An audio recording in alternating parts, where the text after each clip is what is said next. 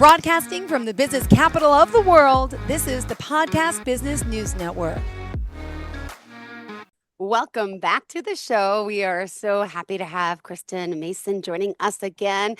She's the owner of Reining Counseling Services, which is based out of Morgan, Vermont, and really is a farm-based counseling provider.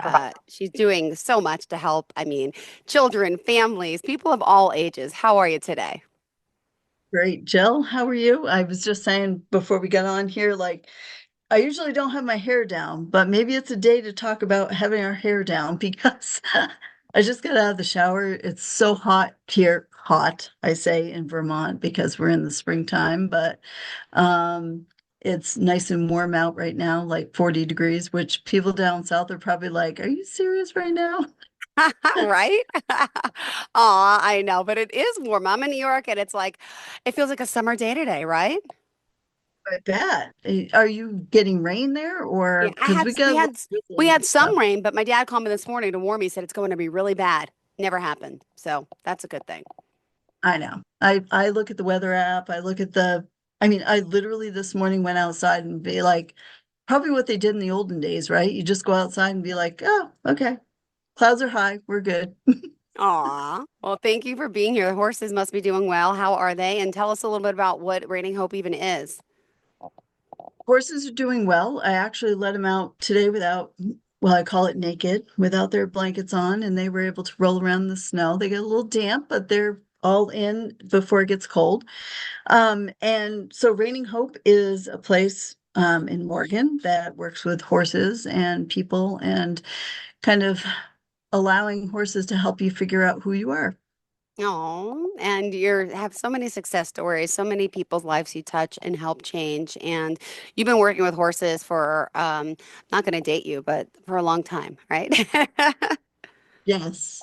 Yeah, and I mean, I didn't grow up with horses. I know, a lot of people and my friends have grown up with horses. I didn't. I always loved horses and I loved hmm animals. I think my parents said veterinarian was the first word I was able to spell. I don't know because I don't remember, but anyway, if they say it's true, it's true. Um, and I just have always felt the power of animals.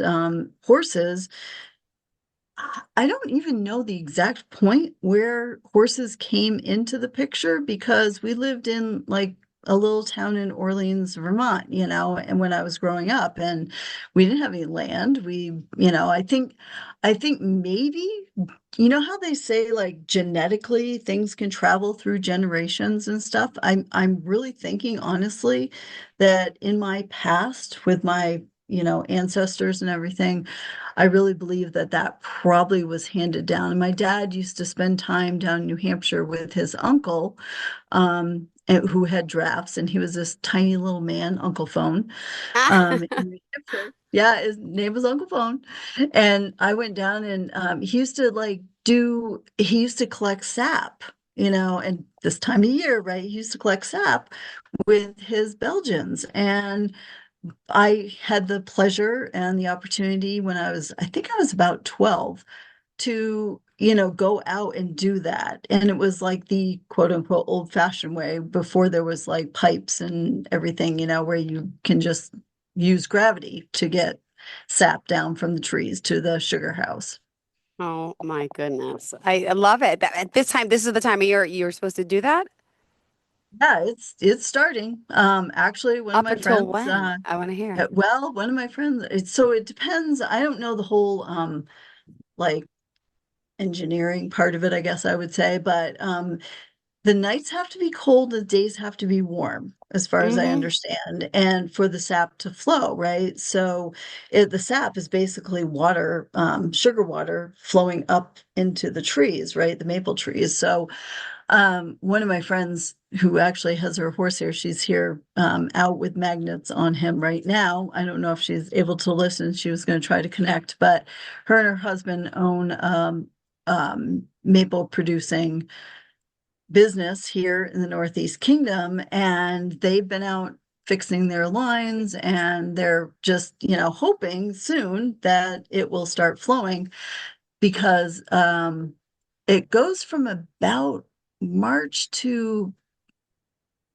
I think it's about 4 weeks long. It really depends on the weather. They really hope that it's cold at night and warm during the day. So this spring change, you don't want it to warm up too fast because then it just goes up and starts producing the leaves and everything. So Wow. Oh my gosh. I never even knew this. See? I'm out of the loop yeah, being in Vermont. I mean, not being in Vermont, I should say. Ah, yeah. So the open house, sugar open house is the weekend of the 22nd of March up here. They last year I think they had 2 weekends. This year they've got I think just the one. So it's the 23rd, 22nd, 23rd of March. So yeah. So anyways, going back to, the whole Belgian thing and whatnot. And, my dad there's stories of my dad used to be down there with Uncle Phone and I think it was his granddaughter, Uncle Phone's granddaughter, and my dad used to work down there and he would tack the horses up. So he did all the groundwork for it. And mm-hmm. then they would just jump on and go riding, and then my dad would take care of the Wow. horses. So it's like it's kind of cool in a way because that's the way I learned. I learned from the ground up, Yeah. right? And starting with a good foundation. And maybe that can be like the theme for anything we start, right? Understanding what's at the foundation can help Mm-hmm.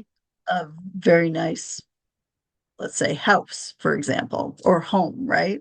Aw. Yeah. Can you hear me? Yeah, I can I hear you. I froze. don't know. Good. Good, good, No, good. No, I don't know what's popping up down there in the bottom there. It's we're weird. we're on like a delay, but it's okay. It Oh, happens. So I that's keep good. stepping on you. I'm sorry. Is that No, what is that? I don't know. I'm like, I know what it is. I'm is so it one of your sorry. kids' toys?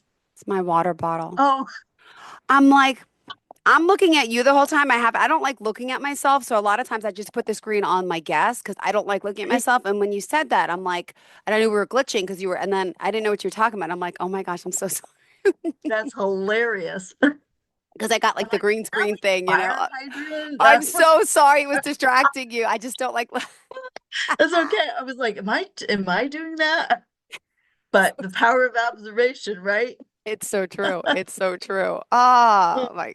gosh, that's funny. So how are your cats? Because, we talked about them and you showed me, and I they're had, yeah, one of the producers screenshot the video we were doing that day, so I got a picture of them. They're doing amazing.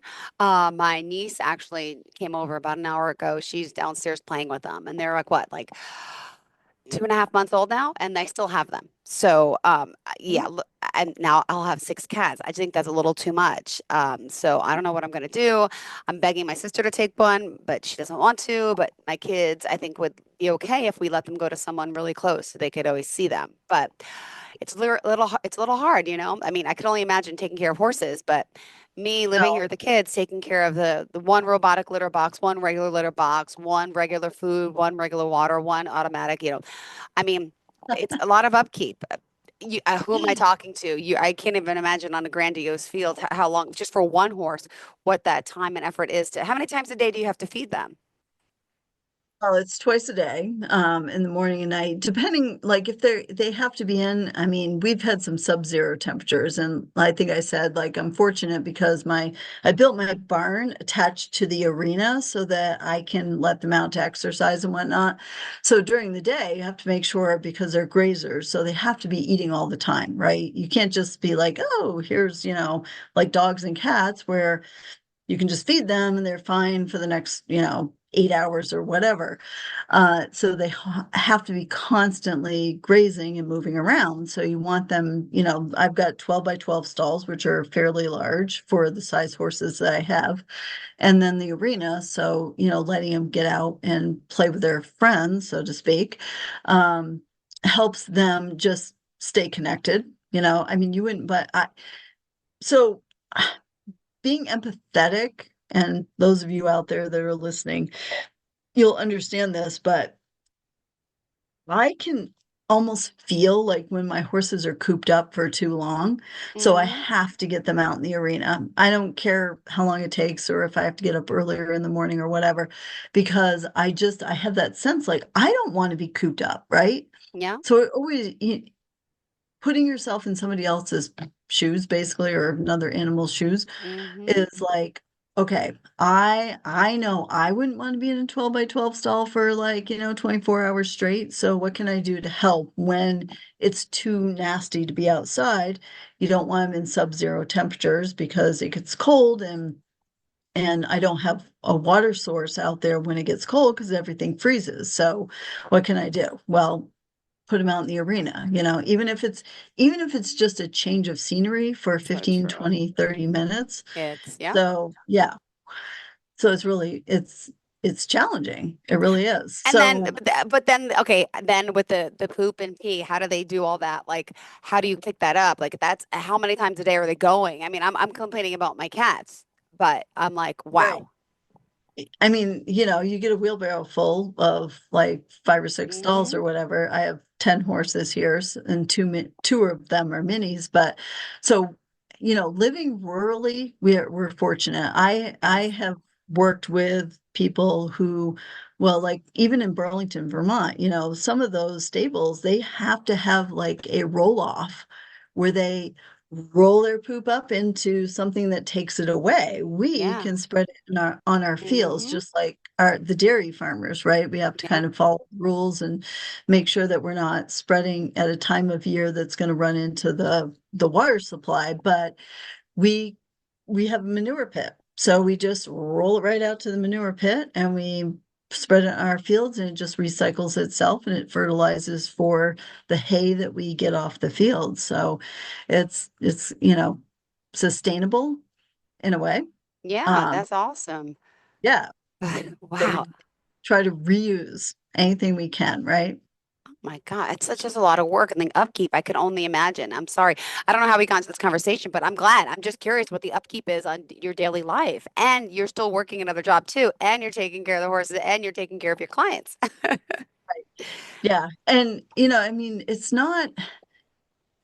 Yes, I think for Vermonters, it's stressful in the winter time because we don't know what the weather's going to be, right? I Hmm. mean, and in Vermont, as in other areas, we've had some, natural things happening where there's been some flooding, et cetera. Look, we're fortunate because we're up on a hill, Yeah. but we deal with the wind and we deal with the snow and we deal with whatever. So at this point in the season, I think everybody's ready for spring and seeing So the green true. grass. I did hear the chickadees the other day. Aw. That's a telltale sign. Like I haven't seen any robins, but I've heard the chickadees. And so when I hear the chickadees, I'm like, yes, spring's around the corner. And of course we, you know, jump the clocks ahead. But there is a lot of upkeep and there is even for, even if you have one horse or two horses in your backyard, they're a priority. It's like having kids. Quite honestly, it's you have to put yourself aside and you have to take care of them first and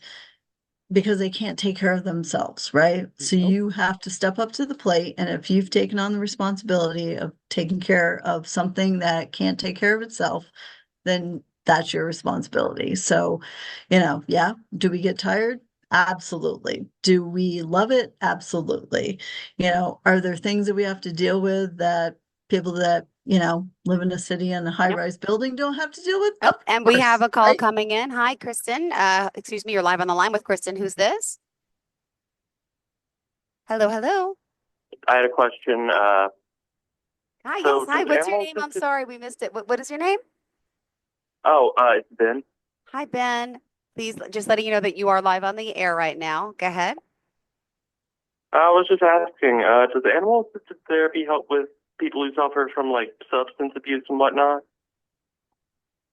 Absolutely. Ben, I'm glad you asked that question. I mean, there are actually stables that work with people with substance abuse. And I think the reason why that working with animals helps with substance use is that you're taking responsibility for something else beyond yourself.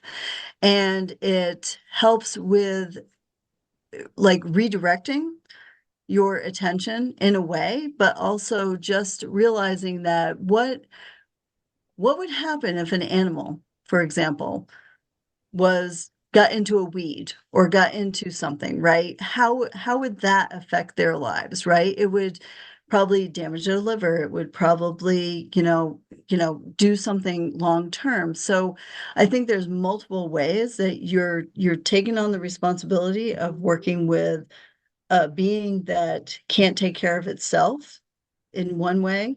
And also it's finding yourself, because like with horses reflect what your personality is, what you're doing, but they also are non-judgmental, right? Ben? Benny there?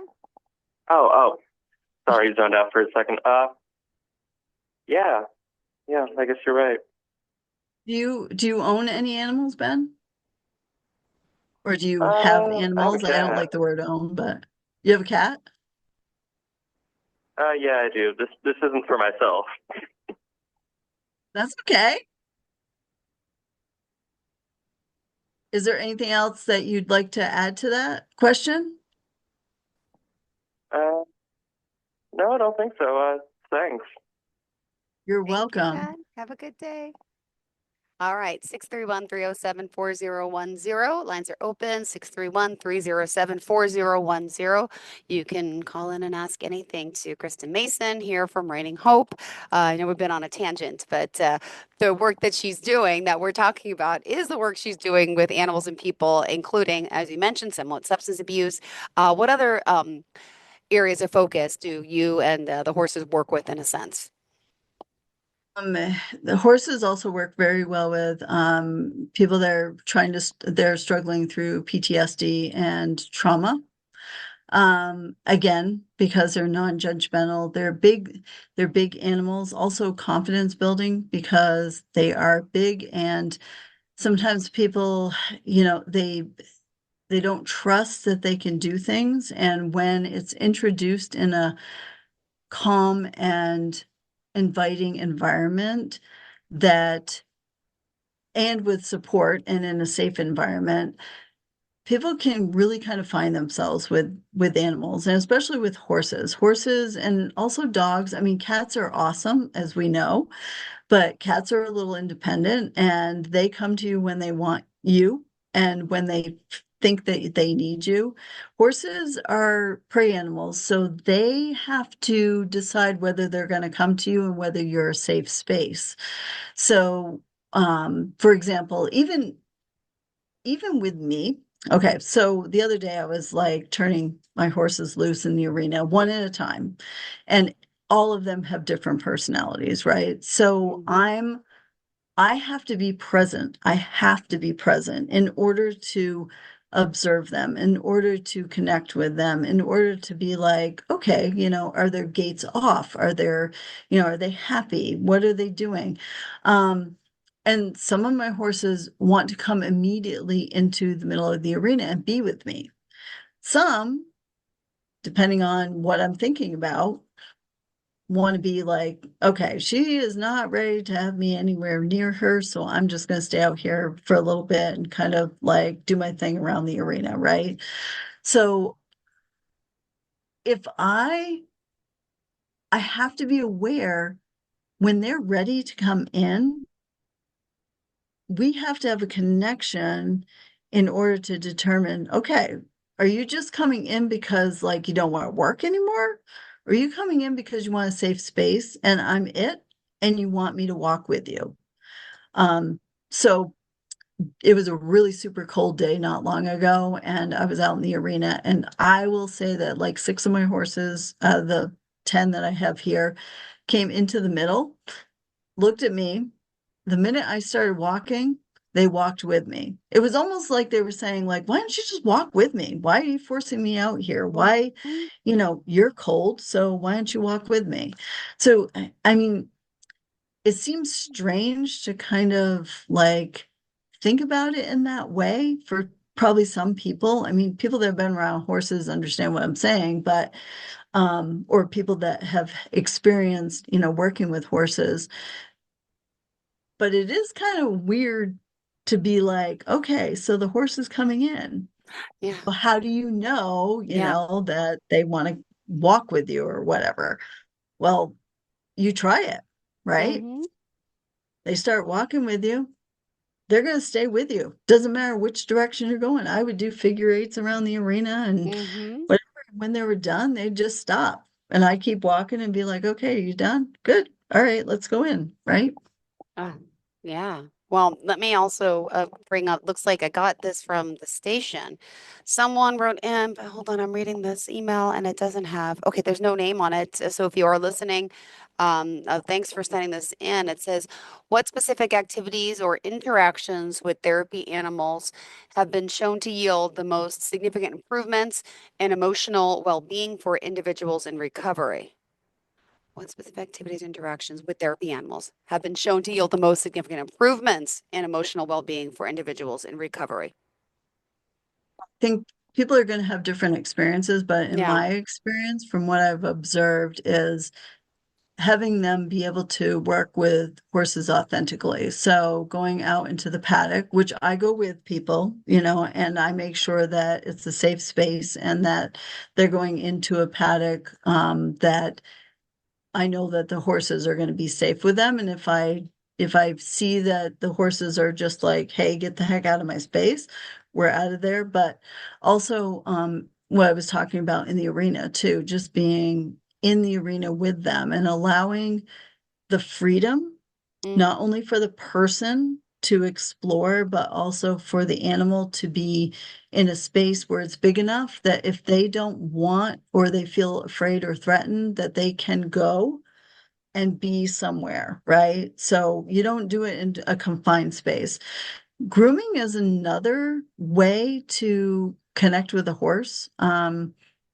Or an animal for that matter. I yeah. mean, even grooming, probably you've groomed your cats even because Yep. they've I got some long brushed hair. them. Yep. You're right. Yeah, Uh-huh. brushing them and dogs. But for horses, we do have cross ties where the horse is stationary. But that doesn't mean that you have to have them on the cross ties. You can have a halter, like a rope halter on, and just a lead line and just allow them if they want to move away. But it's when you're grooming specifically, the connection is watching the horse. Where do they like to be scratched? Where do they like to be groomed? Because they will move into it or away from it if you allow them that freedom of movement, right? Okay. Yeah. Well, it's funny. I groomed my cat this morning by accident. I just used my own hairbrush. I don't care. It's just a cat. But yeah, People this do. morning because she walked past me and in the bathroom, I'm like, oh, I see a little clump. I'm like, let me just use my little wire brush on you. It doesn't matter. Whatever. We share germs. It's okay. It's my baby. But but I love when my animals, my cats, they purr when you do it and they get so excited. They feel love. They feel it's like a bonding experience for sure. And that's just a simple thing of grooming. I mean, I have bathed my cats, but I don't bathe them on a regular basis. But I'm assuming with horses, do they like baths as well? They don't mind. I mean, I'm fortunate because when I built my barn, I actually have a wash stall that has hot and cold water, so No, they you can don't even wash them in the winter. How often do you have to wash them? I don't give them a full bath in the winter. And we bathe them maybe once or twice, like spring and fall. Okay. So, or if they're like ridiculously muddy or something. But I have an older horse, Allegro, and he has it's not like he has diarrhea. He doesn't have diarrhea, but like the vet told me that sometimes when horses get older, they will leak out some water before they actually poop. Mm-hmm. So what he does is it leaks out, but it trickles down his back legs. So Yeah. I've through the winter have had to like wash his hind end, right? So I mean, and literally I will back him into the wash stall and he'll just stay there. I have hay that's piled up, and if he wants to eat it, he can, and I can just throw the lead line over. And I think it actually enjoys it, and so I do warm water with him, but it's just his hind end, and it's not before he goes out. It's at night when I know that he's going to have time to dry out, and I use a towel on him and everything and dry him off and whatnot. But, because otherwise it cakes on and it freezes. So that's kind of a unique situation. If for some reason I had to hose one of my horse's legs because maybe it's swollen or something, I can just park them in the wash stall and do it inside. But I always make sure that I do it when they're not going to go out, when they can dry off. And then summertime, I mean, the other thing with, okay, so this is interesting because in the summertime, people are like, oh, yeah, we'll give our horse a bath, blah, blah, blah, whatever. But you have to get the water off because it can actually make them hotter. Oh. When you feel like, yeah, because their hair traps their body temperature. So if you don't get the water off, it can actually make them feel hotter. So you can cool them down, but if you're just doing it to cool them down, you probably just want to do it during, for example, when we jump into a cold lake, we put water on our wrists and we put it on our necks and we put it, our pulse points.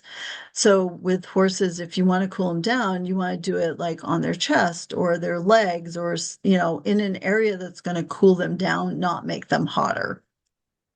Got it. Interesting. Now, let me ask you this. Oh gosh, we're almost out of time. You have 2 more minutes left. With the care and the love of your animals, even though I know you mentioned, I believe you have one that was a kind of like a rescue, right? That was in a bad situation back in the day. Mhm. With love, compassion, and kindness, as with humans, you can really change the core of that animal, of that person, and get back to a good place for those I know, because you're working with children who have suffered sort of abuse or mental, trauma. But it's interesting to know that both an animal and a person can, go through this, and your hands-on Absolutely. can help the animal too, which is fascinating.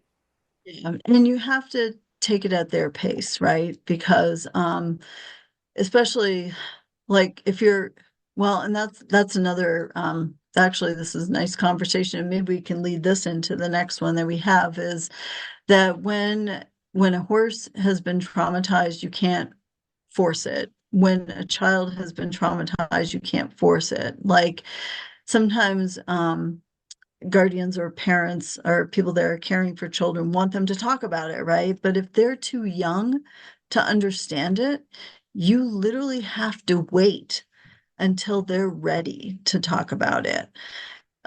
Some kids, might dissociate, or they might just like force the memories down. But when your brain reaches the capacity to be able to put, in layman's terms, put two and two together and connect with what's going on in their bodies, because usually what they'll do is they'll feel it first in their bodies that something's Mm-hmm. off. So until they can connect, you can't force it. Like and then there's some kids that remember everything, but for the majority, you have to wait. And same thing with animals. It's like if they've had any kind of abuse, they want to be in your world, but they have to trust you first, and you can't force it. You have to Wow. wait it out. Lots of patience. Well, thank you so much for today, and remind us how we can reach out to you. Call me at 802-895-9166 or email me at kris12mase@gmail.com. Perfect. Thank you so much. Enjoy your day. I hope your hair is dried nicely. You probably have. Can't wait to wash mine later. Thank you so much. You have a fantastic day, okay? Thank you. I'll see you in a Bye. couple weeks. You got it. Bye. Thank you.